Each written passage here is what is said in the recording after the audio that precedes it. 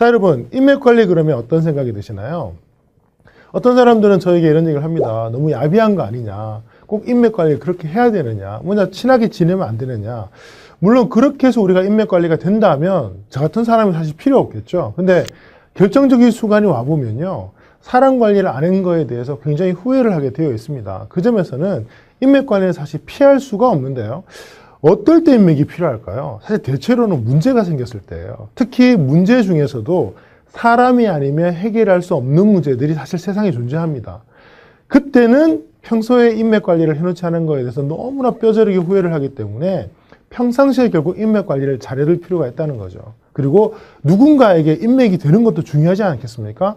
정말 어려운 순간에 여러분께 연락이 오면 참 좋을 텐데, 물론 도와주면 더 좋고요. 도와주고 안 도와주고를 떠나서 저 사람 분명히 어려운데 왜 나한테는 도움 요청을 하지 않지? 이런 생각을 해보신다면 누군가에게 여러분들 인맥이 되지 못하는 게 또 아닐까요? 그런 점에서는 누군가에게 인맥이 되는 것도 또 중요하지 않을까 생각을 합니다. 즉 인맥 관리는 사실 주고받는 거죠. 나도 누군가의 어떤 인맥이 필요하다면 또 누군가에게 나도 인맥이 되어줘야 되는 거. 그래서 우리가 뭐 기브 앤 테이크라는 얘기들도 많이 하는데요.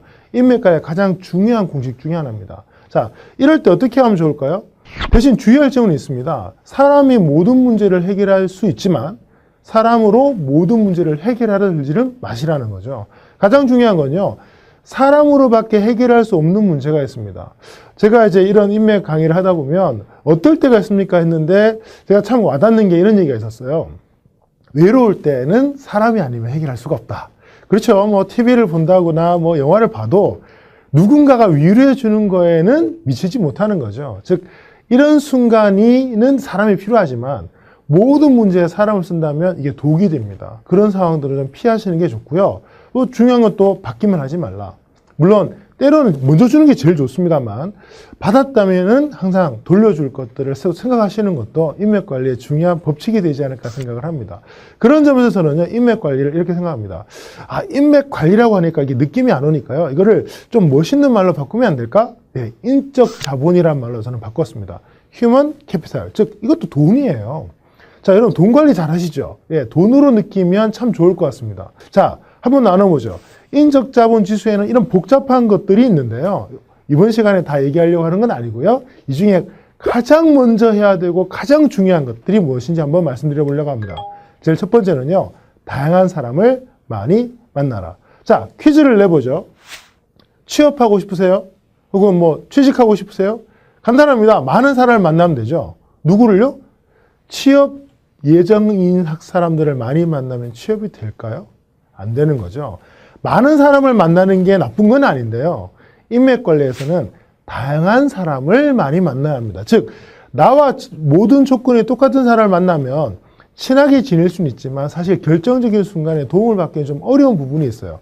나와 뭔가 달라야 되죠. 이게 바로 네트워크의 가장 중요한 핵심 이론 중에 하나입니다. 많이 만나되 나와 다양성을 많이 가진 사람을 많이 만난다면 여러분 인적 자본 지수는 커지기 마련입니다.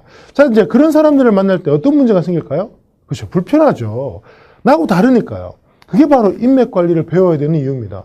나랑 친한 사람들과 친하게 지내는 건 어려운 게 아닌데요. 내가 친하기 힘든 사람들과 친하기 위해서 저희가 배우는 게 기술이니까 그 점에서는 이번 시간 열심히 들으셔야겠죠? 자, 어떻게 하면 다양한 사람을 만날까요? 물론 이제 회사에 가도 많은 사람들이 있습니다만 사실 회사 생활을 오래 하다 보면 공통성이 비슷해져요. 즉 점점점 비슷한 사람으로 변합니다. 성격도 비슷해지고 하늘도 비슷해지고 그보다는 바깥에 있는 모임을 찾아가면 좋지 않을까 생각을 합니다. 다행히 대한민국에는요 굉장히 다양한 모임이 거의 매일 열리고 있습니다. 저도 제 스마트폰에다가 다양한 모임을 연결을 시켜놨는데요. 그래서 하루에 평균 2-3가지의 모임은 계속 열리는 것 같아요. 즉 골라서 갈 수가 있습니다. 근데 여기서 중요한 게 뭐냐면요.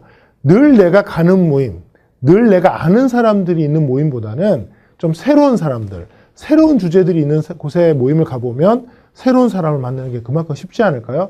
여기서 중요한 거는요. 너무 또 낯설면 내가 또 적응하기 힘드니까 평소에 좀 관심 있었던 분야 혹은 알아두고 싶었던 분야 이런 것들을 좀 나눌 수 있는 사람들한테 간다거나 혹은 나와 뭐 지리적으로나 뭐 성격적으로 좀 비슷할 수 있는 요소가 조금이라도 좀 있으면 만남을 가질 때 조금 더 편안함을 느낄 수는 있습니다만 기본 전제는 나와는 좀 다른 요소가 많은 사람들이 모이는 곳에 가는 게 굉장히 중요합니다.